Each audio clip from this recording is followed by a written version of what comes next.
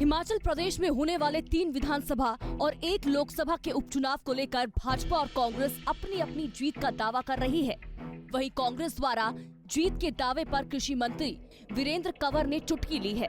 कृषि मंत्री वीरेंद्र कंवर ने कहा कि कांग्रेस मुंगेरी लाल के सपने देख रही है, जबकि भाजपा सीएम जयराम ठाकुर की अगुवाई में प्रदेश में किए विकास के दम पर चुनाव जीतेगी। कंवर ने कहा कि इससे पहले भी प्रदेश में हुए चुनावों में कांग्रेस को मुंह की खानी पड़ी है। कंवर ने कहा कि इस दफा प्रदेश भर में विकास ही मुद्दा रहा है और भाजपा सरकार के विकास से जनता संतुष्ट है। वहीं टिकट बंटवारे के बाद पार्टी में विद्रोह के सवाल पर कंवर ने कहा कि भाजपा वंशवाद की राजनीति नहीं करती है। उन्होंने कहा कि टिकट की चाहत हर कार्यकर्ता की होती है, लेकिन टिकट तो एक को ही मिलता है।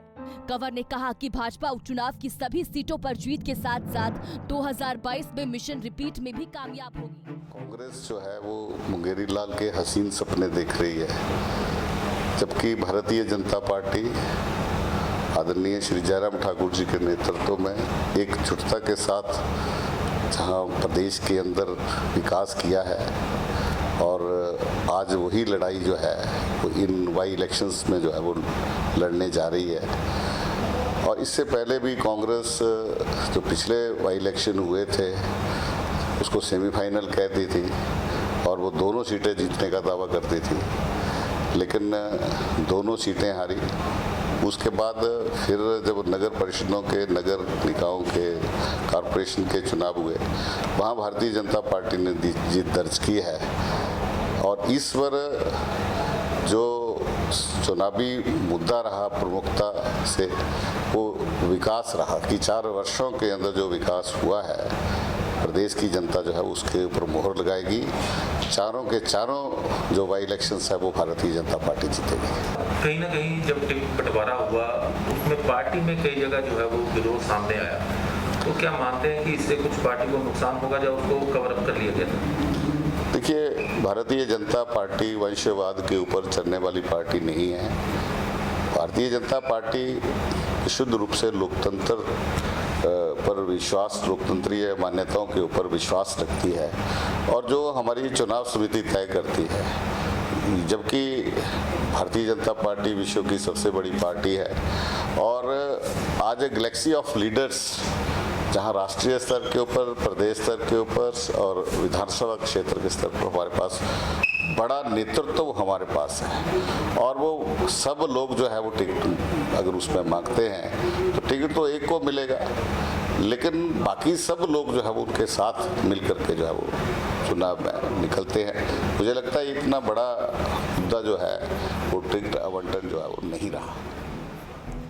वहीं महंगाई के मुद्दे पर बोलते हुए कृषि मंत्री वीरेंद्र कंवर ने कहा कि कांग्रेस प्रदेश के अंदर महंगाई को मुद्दा बनाने का प्रयास कर रही है, लेकिन जनता भली भांति जानती है कि अंतर्राष्ट्रीय स्तर पर कच्चे तेल के दाम बढ़ने से देश में भी इसका असर देखने को मिलता है।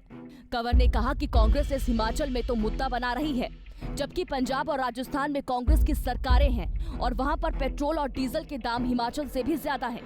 कंवर ने कहा कि अगर किसानों के उत्पादों के भाव बढ़ते हैं तो भी कांग्रेस मुद्दा बनाती है, जबकि इससे किसानों को फायदा पहुंचता है। कंवर ने कहा कि इससे साफ जाहिर होता है कि कांग्रेस किसानों नहीं बल्कि मल्टीनेशनल कंपनियों के साथ है। मुझे लगता है कि प्रदेश की जनता को इस बात से जहां परिचित भी है कि जैसे ही इंटरनेशनल लेवल पर पेट्रोलियम प्रोडक्ट्स के भाव बढ़ते हैं तो देश के अंदर निश्चित रूप से जो है वो बढ़ते हैं।